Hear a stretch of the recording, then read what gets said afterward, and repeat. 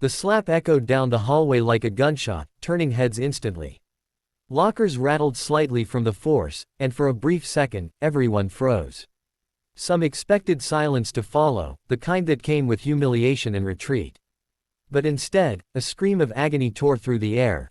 A tall, muscular boy, once grinning, was now crumpled on the floor, clutching his arm in sheer disbelief.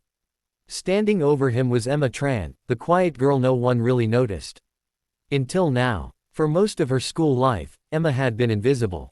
The kind of girl who walked the edges of the hallways with her head down, hoodie up, hoping to blend into the walls. She sat at the back of every classroom, always on time, always quiet. Her notebooks were filled with meticulous notes, and her phone remained silent all day. Teachers liked her because she never caused trouble. Students overlooked her because she never fought back. She was the easy target. But there's something people never knew about Emma: her silence wasn't weakness. It was survival. Emma had moved to Jefferson High just a year ago. Her father, an Army veteran, had passed away from PTSD-related complications. Her mother, crushed by the weight of grief and bills, worked double shifts at a diner to keep them afloat. Emma had no siblings, no cousins nearby, no one to talk to at night except the memory of her father's firm voice, teaching her how to control her breathing under pressure, how to disarm an opponent in a single move, how to remain calm when others panicked. From the age of 10, Emma had been training in Krav Maga. Her father insisted, not for competition, but for protection. Because the world's not always kind, sweetheart, he had said, placing her tiny hands around a padded glove. And you're not going to wait around to be saved. At Jefferson High, kindness was in short supply. Chase Dunham, the boy whose elbow now hung at an unnatural angle, was the golden boy. Rich, popular, cruel. He ruled the hallways with a charm that blinded teachers and a rage that terrorized students. Emma had been in his sights since her first month there. It started small, a shove, a snide comment, the classic tripping in the cafeteria. But Emma didn't react. She never did. That drove Chase mad. She's too proud to cry, he once told his crew, laughing as they surrounded her locker. Let's break that. And on that day, in that hallway, he tried. The slap wasn't just meant to hurt, it was meant to shame. It was meant to break her in front of everyone. But instead, something ancient and sharp awakened inside Emma. Not anger, not fear, clarity. She stepped forward, twisted his wrist, and bent his arm backward in one smooth motion. His elbow cracked with a sickening pop. The hallway erupted in chaos. Phones came out. Screams echoed. And Chase. He dropped like a stone. The teacher arrived too late.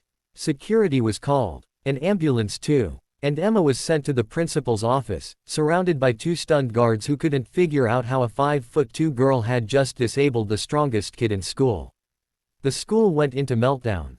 Chase's parents threatened to sue. Emma was suspended for 5 days. But this time, she wasn't alone.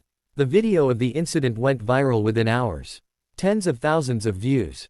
Hashtags exploded. Hashtag quiet no more. Hashtag Emma stands. Hashtag justice in hallways. The public sentiment wasn't sympathy for Chase, it was outrage at what Emma had endured in silence. Students who had once ignored her came forward with stories. He did the same to me. I saw him hit a kid last year. He slammed someone's head into a locker. Emma's courage cracked something wide open.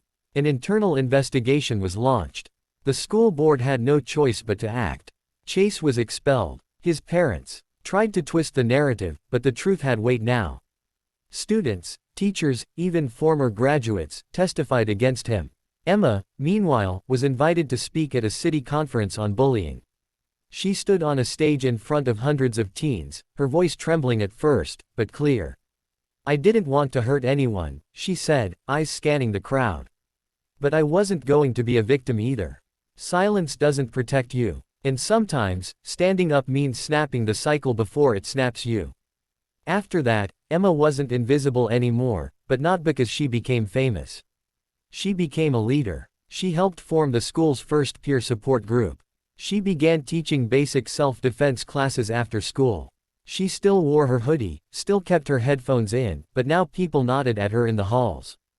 They smiled. She smiled back. She had scars. Emotional ones. But they no longer defined her. Her story didn't end in a hallway with violence, it began there. Because from that moment on, Emma Tran taught an entire generation that being quiet doesn't mean being weak, and sometimes the strongest voice is the one that finally stands up.